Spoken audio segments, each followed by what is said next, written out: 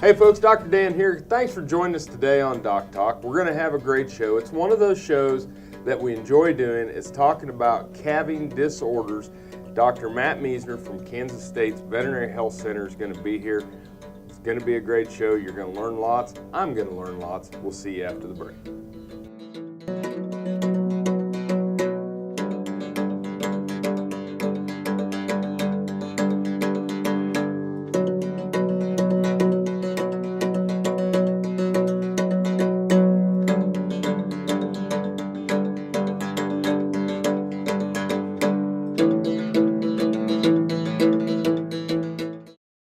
Closed captioning brought to you by Ag Promo Source. Together we grow.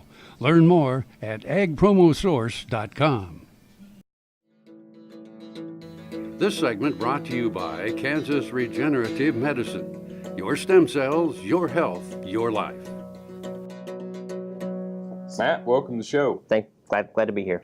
Folks, this is Dr. Matt Miesner. He's here at the Kansas State College of Veterinary Medicine. He's over in the Veterinary Health Center, where he is an associate clinical professor in the Department of Clinical Sciences. And Matt, we're going to talk about calving, and we're going to talk about, and that's all right, you're a clinician, the beeper's supposed to go off. That's when we get somebody that's in action, he's on call, it's probably a dystocia, we're going to have to take a break. No, just joking. Sound check. That's right. Let's talk about calving and normal calving as things progress.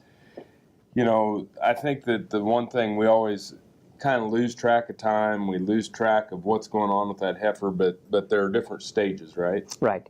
None of them can read. I've not met a cow that could read a book yet, but there are some predicted times that we need to look at, and times when we need to act, and times when we just need to leave them alone as well. So, you know, we go through stages, and there's 3 stages of calving, and the whole process is what I would call is prep, push, and placenta. You know, it makes it pretty simple. So the first stage is stage 1, which is prep phase, and that's leading up to it, and all the things are getting relaxed, and the cow's getting ready to make enough opening to get this calf ready to go. And then there's the push phase, which is the actual labor, and then that should be pretty quickly. And then the third one is the placenta, and so after that the placenta should pass, and we should have some time for the cow to get ready to raise the calf. You know, so when let's get into that prep phase, and I assume that's when she starts to go off by herself and different behavior and isolation. You know, some people, if you see them in a stall, if they're confined, they'll kind of nest, they'll kind of do those kind of things. Cows are experienced at this thing, and it's pretty fast, and sometimes we don't even notice it. You know, one day she looks okay, next day she's got a pretty good udder, and everything's starting to look relaxed, and man, you're ready to go. Heifers, you know, learning the ropes, it could take weeks, you know, sometimes for this to prep. Udder filling, ligaments loosening, all that stuff, so it takes time. And then, so that has a real varied response, and there's no hurry there because we're getting cervix dilation, and once the cervix gets dilated, then we enter that push phase. Right. Is there more of a time once they start pushing? Yes. So again, cows most of the time, sometimes it's just a cough. Out comes the calf. So within a half an hour, once they start, that water bag breaks and they start pushing in the cow, they should be out. I mean, pretty quickly, within a half an hour usually. And then the heifers, you know, they take a little time. Got to dilate and loosen things up, and it could take up to an hour. But the bottom line is, in that push phase, if things aren't happening pretty abruptly within an hour, we need to intervene. And sometimes it takes a heifer longer to get it out, but I like that hour kind of cutoff. Cool. Well, now that we've kind of gone through normal calving, that'll lead us in right after the break. We'll talk about some of the dystocias. Right. All right, folks. Thanks for watching Doc Talk. More with Dr. Matt Miesner on call after this. It's time, the Great Bend Farm and Ranch Expo, April 5th, 6th, and 7th in Great Bend, Kansas. 700 booths filled over 80 acres of exhibits. Dale Brisby, the 6th and 7th at 1 o'clock, sponsored by American State Bank. Find all your livestock equipment needs, precision tillage equipment at the Great Bend Farm and Ranch Expo. Free admission, free parking. Corporate sponsors American Hat Company, Great Bend Co-op. Go to starexpos.net That's April 5, 6, 7. You don't want to miss it. Soil is the life of a farm, and for 25 years, Sure Crop Liquid Crop Nutrition has helped growers produce abundant quality crops while preserving and improving the soils they steward. Sure Crop offers complete soil and plant analysis with cropping recommendations, delivery direct to your on-farm storage, and quality crop nutrition custom blended for your field. Choose Sure Crop for the assurance of excellence for your soil. Call today or visit their website for more information. Ag Promo Source is a unique group of marketing specialists with one mission: help your ag business grow. Each affiliate has their own area of expertise, and they work together to bring you advice, products, and services. To get started, visit agpromosource.com. Ag Promo Source. Together we grow. This segment is brought to you by Santa Fe Trail Meats in Overbrook, or visit us online at sftmeats.com. Hey folks, welcome back to DocTalk. Dr. Dan Thomson here with Dr. Matt Miesner, and we're talking about calving disorders or normal calving, and now let's move into dystocia because we got to the push phase. We've waited 30 minutes and nothing's happened. And as a producer or a rancher, what's the first thing we need to do? Frequent checks. I mean, having a plan. I mean, is it going to be now? We've watched her and we've seen if she's going to have problems. Is she showing signs of stress? Is she really laboring on this situation, or is she just kind of pacing? But having a plan for restraint, getting her caught, squeeze chute, set of panels or a rail that can be opened up, someplace to safely get her restrained, and then do a good exam. And most of that is having a good visual and maybe even palpating exam, kind of cleaning her up and making sure everything is coming through the birth canal okay, if you're comfortable with that. If not, that's the time to say it's time to call the veterinarian and have them do that. But, having that ability to have her restrained safely certainly helps the veterinarian be more efficient if need be at that point in time, and can get a good exam. Make sure everything's positioned right, nose, front feet, and everything's coming through the canal. Sometimes intervening there is the easiest way to go. Yeah, and that's the other thing. I think that we overlook the restraint part, because there's nothing more frustrating than a cow she's trying to have a calf. She doesn't know what's going on. She's getting up, she's pushing, she's getting up, looking around to see where the calf is. And then when you show up as a veterinarian or as a producer, you're trying to figure out, how am I even going to check this thing? Yeah. And the safety of you, your family, your practitioner, and the cow is important. Right. Yep. And having a way to easily, efficiently get her in there too. Not having to work her too hard to get her to a point to restrain her. So planning ahead, that's part of the calving problems that we're looking at. So as far as these dystocias go, and then there's plenty of producers out there that are have delivered tons of calves, but there's always going to be that one that you're going to go, something's not right, and things that we see as veterinarians, or especially in the clinic, is the odd ones. And I've seen things where we've had twisted uteruses or uterine torsions, and some of these conjoined twins, and the bizarre things that, they're still the most experienced producers. Sometimes goes in and just says, whoa. At that point in time, if you have the ability and you have a good relationship with the veterinarian, it's probably a good idea to call them too. I thought they just, the experienced ones called us when it was snowing or yeah.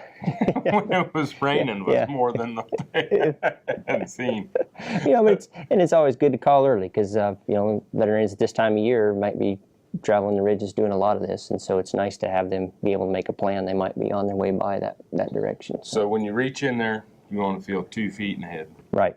Yep. And then we got to figure out which feet they are, and look at the way that feet bend. The front's knees and fetlocks bend the same way, and the backs are opposite. And so there's a bunch of just systematic exams that we do at that point, and knowing if that calf's going to make it through that birth canal. It might just be a giant calf, or head turned around. There's a whole bunch of different situations that we can get into and make a plan. And at that point, we want to see progression. And so once we start, then I go half an hour time.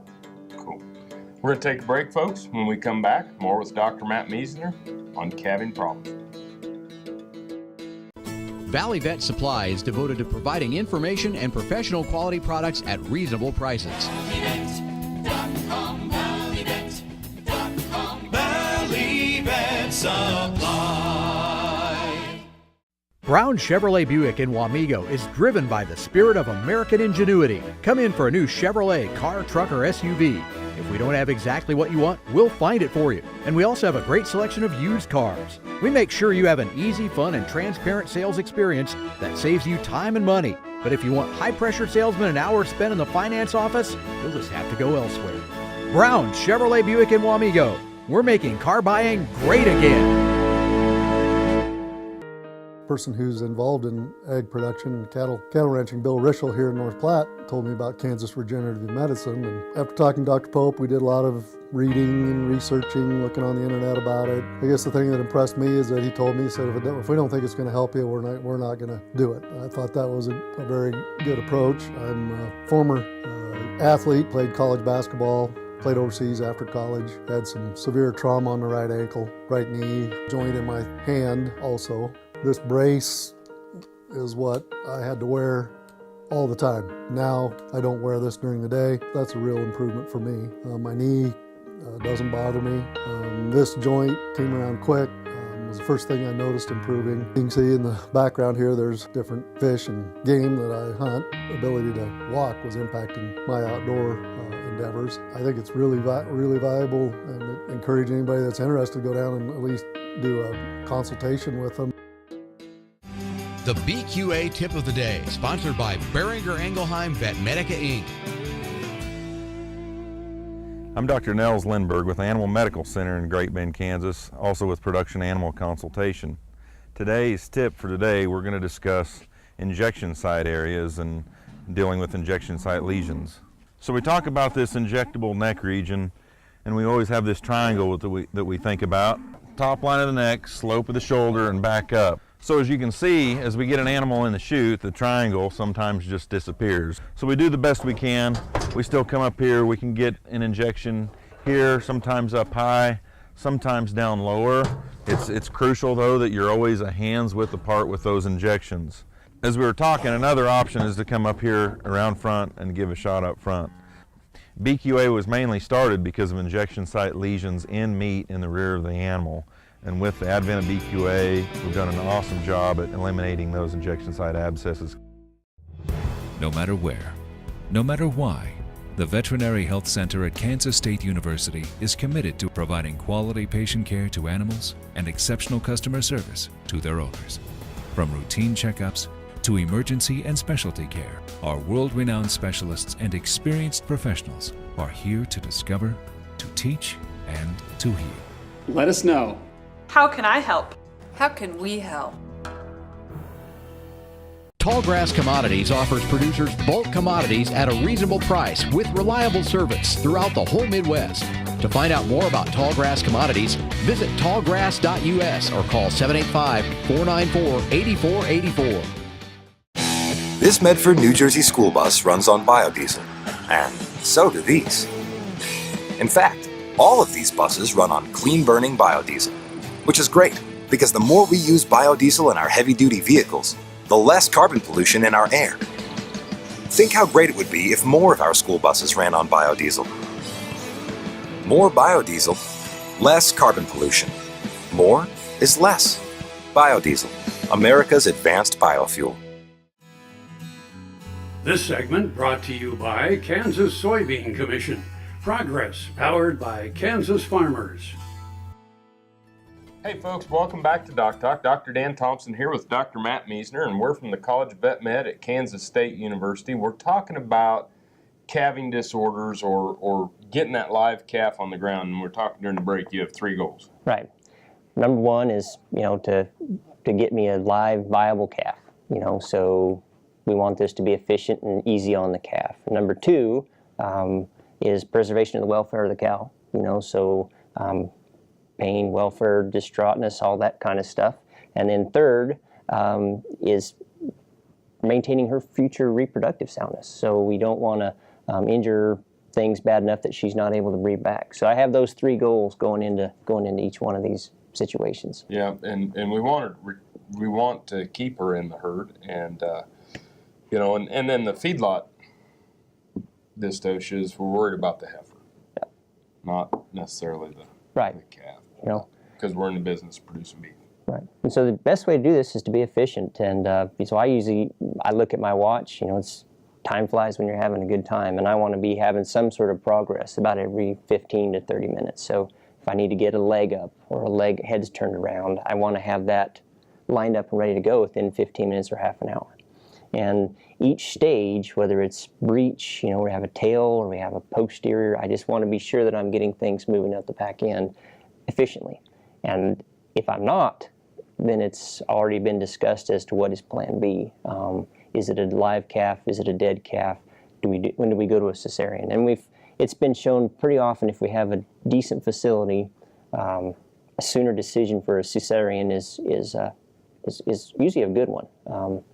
Cow's in a better shape, calf is in better shape. All in all, if we have the right situation, you know, for a cesarean. So well, when we're talking about the beef prices, with where they're at, a cesarean section, folks, is nothing on the cost for what getting a live viable calf that you're going to sell that's going to be $1,600 at the time of weaning. Right. Yeah, and if you're able to do a good, efficient C-section with a cow in better shape, her chances of breeding back are a lot better than waiting too long. You know, so keep it going. So cesarean doesn't necessarily preclude or decrease the reproductive efficiency.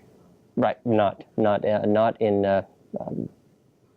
if it's done efficiently and the decision's made a little bit earlier on, and you have the right setup to do it. It doesn't do that to it. And a lot of times, if you're wanting to help that veterinarian or help the cow, sometimes just loading her up and bringing her to the veterinarian, you know they're going to have the right facility. You know they're going to have the equipment there. You know, you're dealing more on your time schedule. It's something that I see more and more is the hauling clinic. Right, and more efficiency, so a veterinarian can do more at once. You have all the medical equipment that you need to revive that calf. You know, a whole bunch of different medical interventions you can do at the clinic. Plus, everybody's warmer and drier and all that kind of stuff. But in the end, everybody benefits from that, and you do see more haul-in type situations. Cool. Well, let's take a break. When we come back, let's talk about taking care of that cow and that calf after the calf hits the ground. Good. Thanks, Matt. Thank you for watching DocTalk. More here after the break.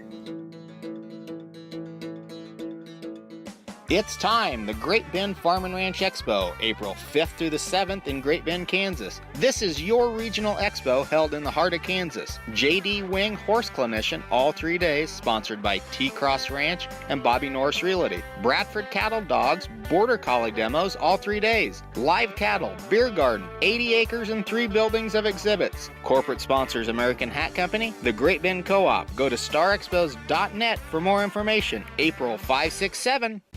KFRM is one of the largest farm radio stations in the nation, dedicated to informing and entertaining rural listeners from northern Oklahoma to southwestern Nebraska. You can catch KFRM in many ways, of course, 550 on the AM dial, streaming at kfrm.com, or on your smartphone by going to the TuneIn Radio app, or on Ag AM in Kansas on Tuesdays and Facebook every day of the week. KFRM, tune us in. You'll be glad you did. Tarwater Farm and Home has been family owned and operated since its beginning in 1978. What you need for farm and agriculture, lawn and garden, clothing and footwear, and so much more. You'll be surprised at what you'll find in this huge store. They have what you need and lots of it. So come take a look. You'll discover that customer service is first and foremost. Always has been with the Tarwaters. Tarwater Farm and Home, 4107 North Topeka Boulevard.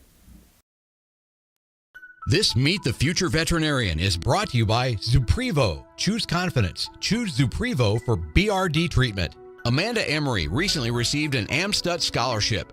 Raised on a beef and crop farm in Indiana, she is a second-year vet student at Purdue University. Passionate about animal agriculture and public health, Amanda has served in Haiti with the Christian Veterinary Mission and is also pursuing a Master's of Public Health degree at the University of Minnesota.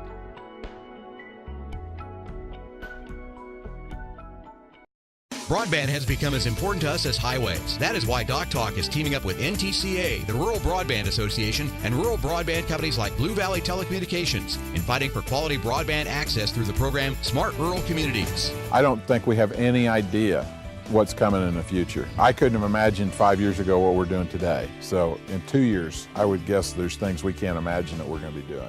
To learn more, visit ntca.org/smart or bluevalley.net. Healthy cows start with the new hired hand automatic livestock sprayer. Rancher invented to provide an efficient alternative to pour-on and injectable parasite management systems. The portable design allows cattle to treat themselves head to hoof. Strategic device placement with pass-through activation technology takes the stress out of parasite treatment for cattle and the rancher, leaving more time to tend to other vital tasks on the farm. To learn more, visit cowsprayer.com. The new hired hand makes healthy cows easy. This segment brought to you by Kansas Farm Bureau, the voice of agriculture.